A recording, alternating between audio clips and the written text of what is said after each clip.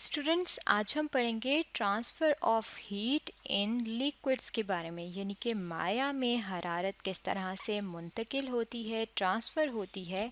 आज हम उसके बारे में पढ़ेंगे।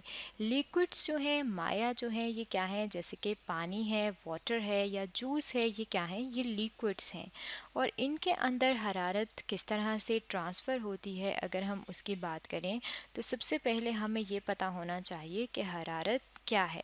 जब भी कोई ऑब्जेक्ट गर्म होती है, यानी कि उसका दर्जा हरारत ज़्यादा होता है, तो जब उसका दर्जा हरारत ज़्यादा होता है तो उसके अंदर एक एनर्जी मौजूद होती है और उस एनर्जी को कहा जाता है हीट। और यही जो हीट है, जब ये लिक्विड्स में जिस मेथड से ट्रांसफ़र होती है उसे कहा जाता है कन्वेक्शन मेथड। यहाँ पे अगर हम देखें तो ये कन्वेक्शन मेथड हमारे सामने दिखाया गया है और इसमें होता क्या है कि ये वो मेथड है जिसके ज़रिए से कोई भी माया जो है वो बहुत ज़्यादा एफिशिएंटली, यानी कि बहुत अच्छे तरीके से, बहुत तेज़ रफ्तारी से उस लिक्विड को गर्म कर सकते हैं हम कन्वेक्शन मेथड के ज़रिए। अब कन्वेक्शन मेथड जो है समझने के लिए हम इस डायग्राम को अपने सामने रखेंगे और इसके स्टेप्स देखेंगे। यहाँ पे हम देखते हैं कि यहाँ पे हमारे सामने बर्तन में एक लिक्विड मौजूद है और वो लिक्विड क्या है? वाटर, पानी। और ये जो पानी जिस बर्तन में मौजूद है उसके नीचे यहाँ पे आप देख सकते हैं एक हीट सोर्स मौजूद है, यानी कि हरारत का ज़रिया जो है वो यहाँ पे मौजूद है। ऐसी चीज़ है, कैंडल है या कोई भी हम कह सकते हैं मोमबत्ती है, जो कि क्या कर रही है? जो कि इस पानी को गर्म कर रही है।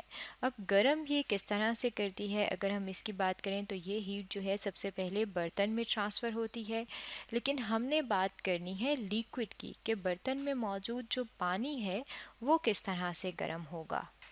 अब जब ये हरारत बर्तन से होती हुई यहाँ पे ये जो लिक्विड है, जो कि यहाँ पे सबसे पहले नीचे मौजूद है, जिस पे हम लाइंस जो हैं ये मार्क कर रहे हैं या लगा रहे हैं, ये क्या है? ये सबसे निचली सतह है।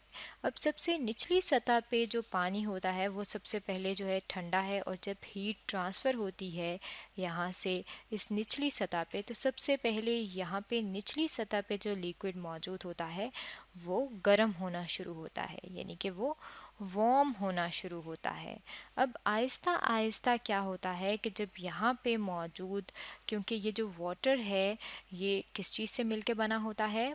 एटम से, यानी कि कोई भी जो ऑब्जेक्ट है, कोई भी लिक्विड अगर हम उसकी बात करें तो उसमें ढेर सारे एटम्स होंगे।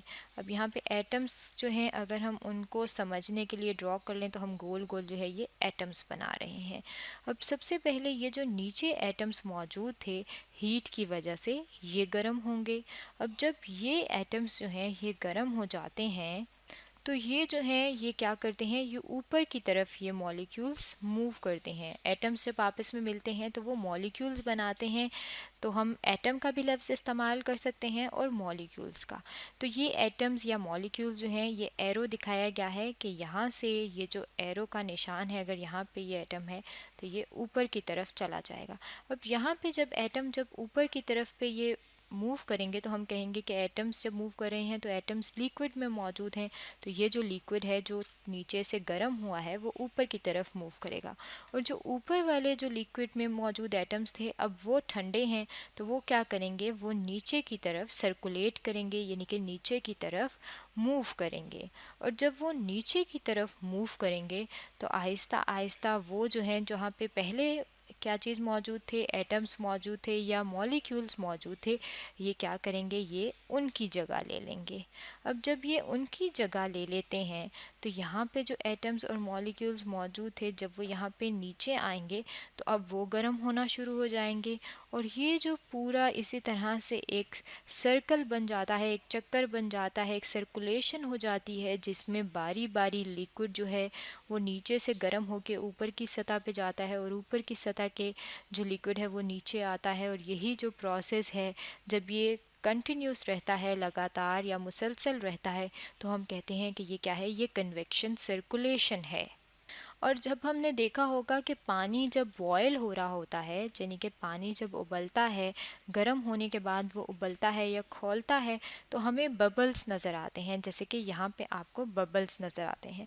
अब जैसे ही हम बर्तन को जो है जिसमें पानी मौजूद है, जब हम उसको किसी चूल्हे पे रखते हैं, तो अचानक से फ़ौरन से हमें बबल्स नहीं नज़र नहीं आते, बल्कि कुछ वक्त गुजरने के बाद हमें बबल्स नज़र आते हैं।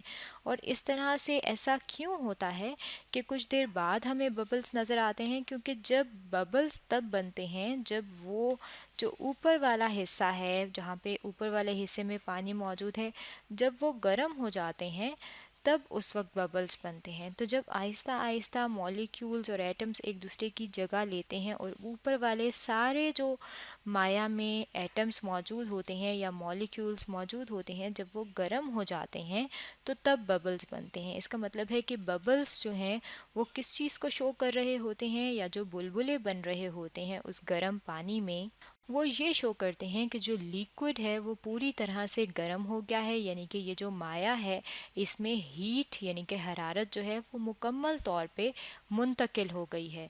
और जब लिक्विड के अंदर हीट मुकम्मल तौर पे मुंतकिल हो जाती है जिस तरीके से, तो उसी तरीके को हम कहते हैं कन्वेक्शन मेथड। तो स्टूडेंट्स, आज हमने स्टडी किया है transfer of heat in liquids के बारे में।